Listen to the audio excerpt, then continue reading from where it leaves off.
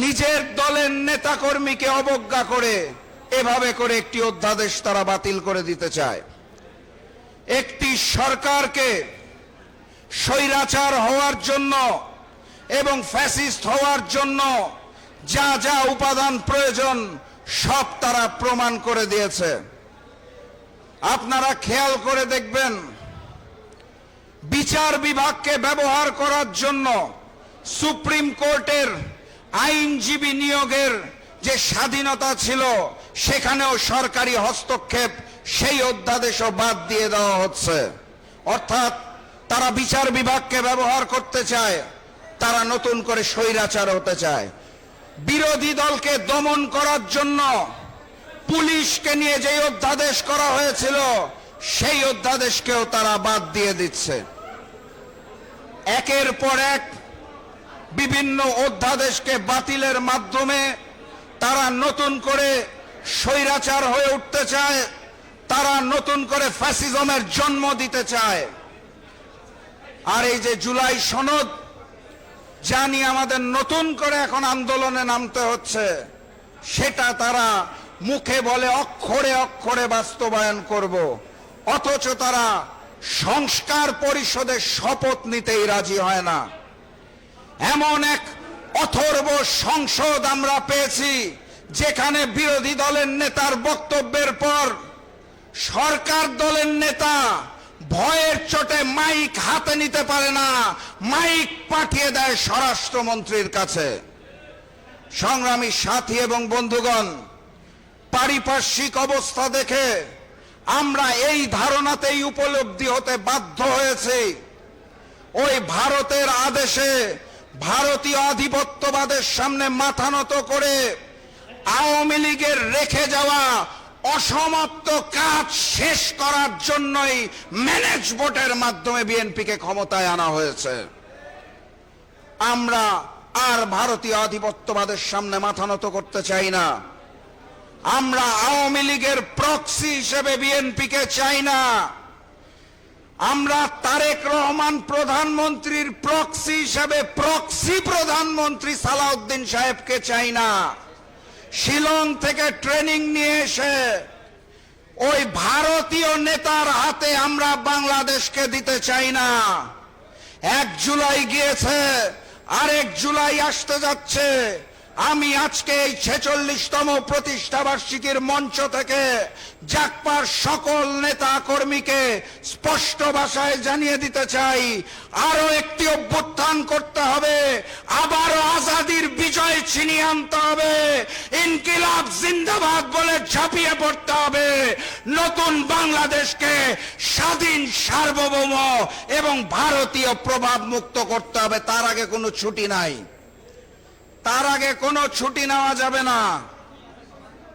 আমাদেরকে প্রস্তুত থাকতে হবে। সংগ্রামী সাথী এবং বন্ধুগণ, আমি আর বক্তব্য দীর্ঘায়িত করব না।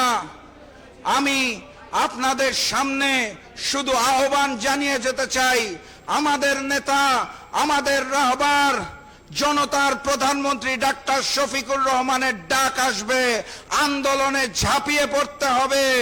সংসদে যদি সমাধান না হয় তাহলে রাজপথে সমাধান হবে। জুলাইয়ের রক্তের সাথে বেইমানি করে বাংলার মসনদে কোনো ভারতীয় সরকারকে আমরা থাকতে দিব না ইনশাআল্লাহ। সংগ্রামী সাথী এবং বন্ধুগণ, আপনাদের প্রতি এই উদাত্ত আহ্বান জানিয়ে আমি আজকের মতো বিদায় নিচ্ছি। বিজয়ের পথে যাত্রা শুরু, জীবন অথবা মৃত্যু। আসসালামু আলাইকুম।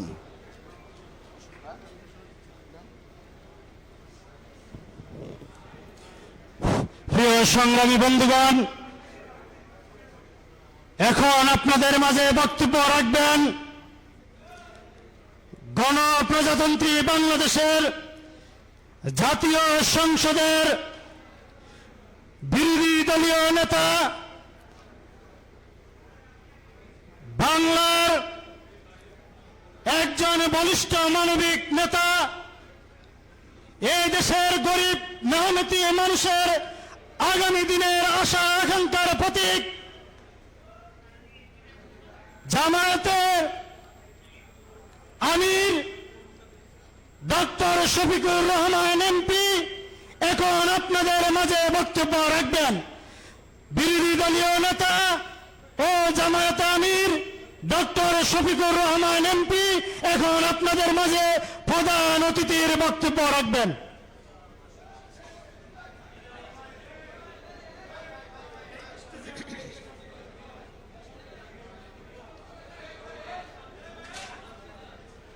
আসসালামু আলাইকুম ওয়া রাহমাতুল্লাহ। জাতীয় গণতান্ত্রিক পার্টি জাকপা এক এক করে ৪৫টি বৎসর তারা অতিক্রম করে এসেছে। আজকের এই ৪৬তম প্রতিষ্ঠা বার্ষিকী আলোচনা সভার সম্মানিত সভাপতি, জাকপার কেন্দ্রীয় এবং সর্বস্তরের নেতৃবৃন্দ, অন্যান্য বন্ধু সংগঠনের সম্মানিত নেতৃবৃন্দ, সুধীমণ্ডলী এবং সাংবাদিক বন্ধুগণ, মহান আল্লাহ রাব্বুল আলামিনের শুকরিয়া আদায় করার পাশাপাশি আমি প্রথমে আমার পক্ষ থেকে, আমাদের প্রিয় সংগঠনের পক্ষ থেকে, সংসদে বিরোধী দলের পক্ষ থেকে এই ৪৬তম প্রতিষ্ঠা বার্ষিকীতে আন্তরিক অভিনন্দন জ্ঞাপন করছি।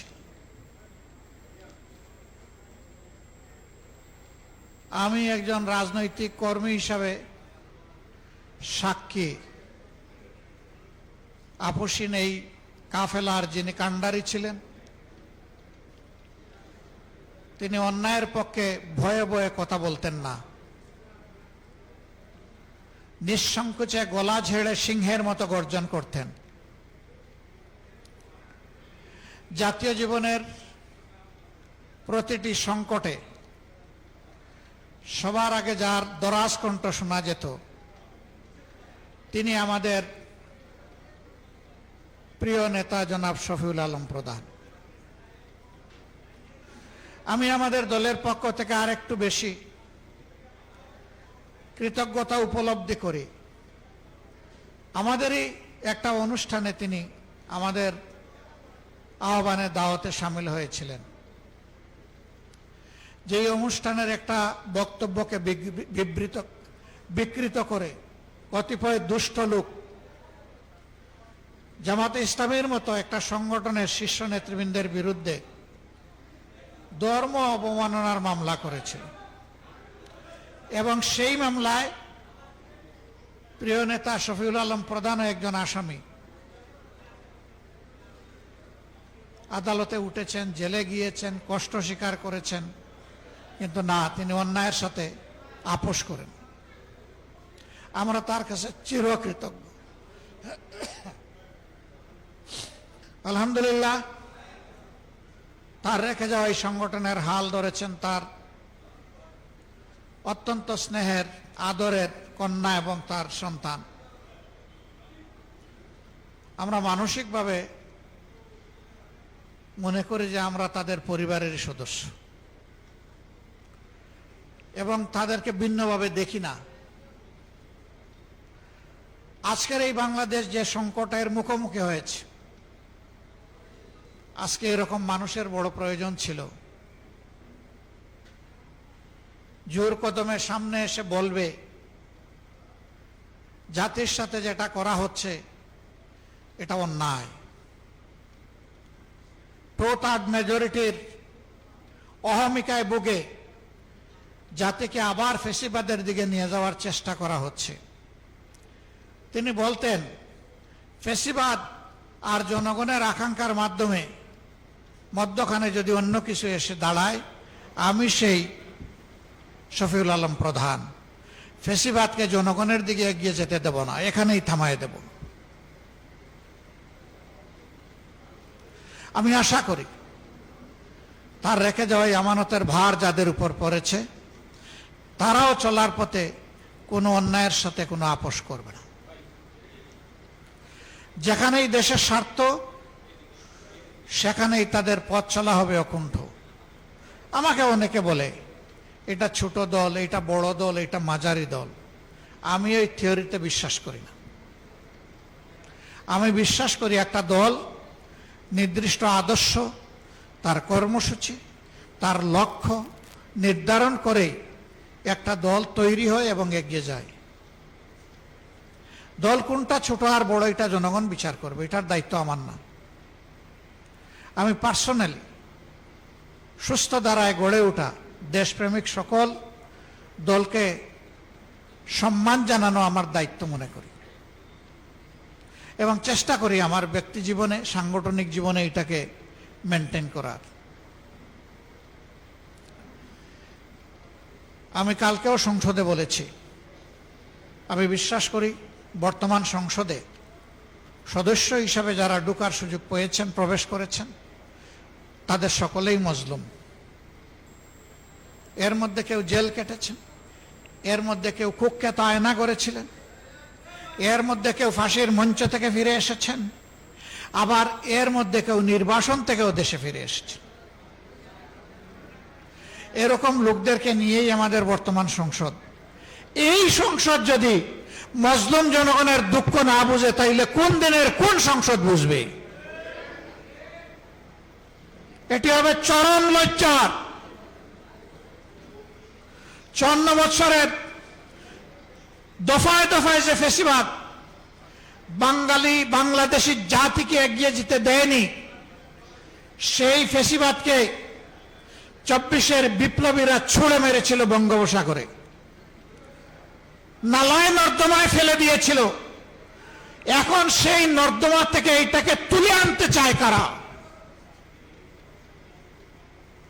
মনে রাখা দরকার, এই প্রজন্ম প্রমাণ করে দিয়েছে, এ প্রজন্ম যখন জেগে উঠে তখন মাসের পর মাস আর বছরের পর বছর আন্দোলন করার প্রয়োজন হয় না। তখন ওদের বুক চিতিয়ে যুদ্ধ করার সিদ্ধান্তই ফ্যাসিবাদীদের কলিজায় কাপন ধরিয়ে দেওয়ার জন্য যথেষ্ট। আমরা বিশ্বাস করি এই প্রজন্ম যথাযথভাবে ফ্যাসিবাদের বিরুদ্ধে এখনো তাদের অবস্থান স্পষ্ট। আমরা তাদের সাথে আছি, তারাও আমাদের সাথে আছে। আমরা আপনাদেরকে কথা দিচ্ছি, প্রিয় বাংলাদেশে রক্তমূল্য, জীবন মূল্য, জেল মূল্য, যত মূল্য দিতে হয়, ফ্যাসিবাদকে আর আমরা ফিরে আসতে দিব না ইনশাআল্লাহ। এবং এই লড়াই কোনো দলের জন্য নয়, গোষ্ঠীর জন্য নয়, ব্যক্তির জন্য নয়। মদ জায়গায় থাকবে আর শুধু বোতল পরিবর্তন করা হবে, এটা আমরা চাই না। আমাদের এই জেনজিরা একজনকে সরাইয়া আরেকজনকে বসানোর জন্য এখানে আন্দোলন করে নাই, তারা ব্যক্তির এবং লিঙ্গের পরিবর্তন করার জন্য এই যুদ্ধ করে নাই, লড়াই করে নাই।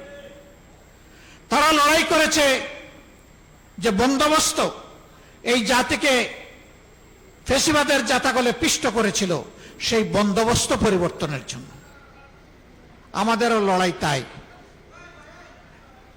আমরা বিশ্বাস করি ন্যায় এবং ইনসাফের ভিত্তিতে একটা দেশ এবং জাতি গঠন করতে হলে একটা দলের নিজের ভিতরেই আগে ন্যায়, ইনসাফ এবং গণতন্ত্রের চর্চা হতে হবে।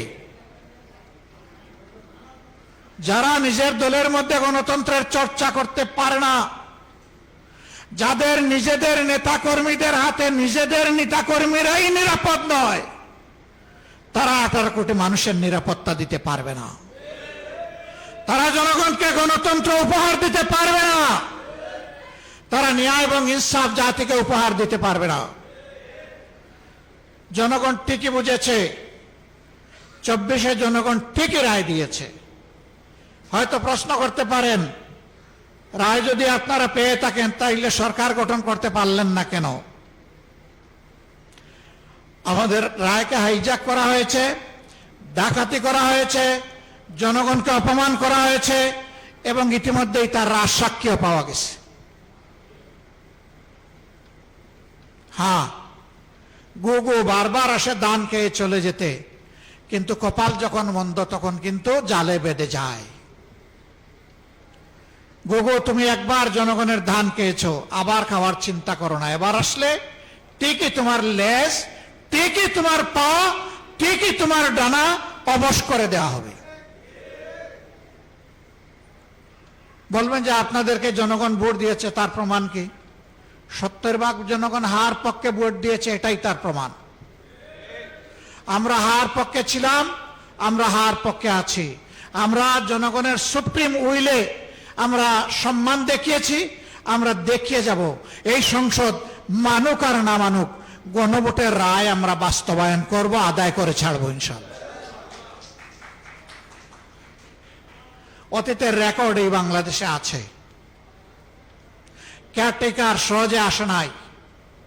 ওই রকমই আমাদের আনা বিল ফেলে দেওয়া হয়েছিল।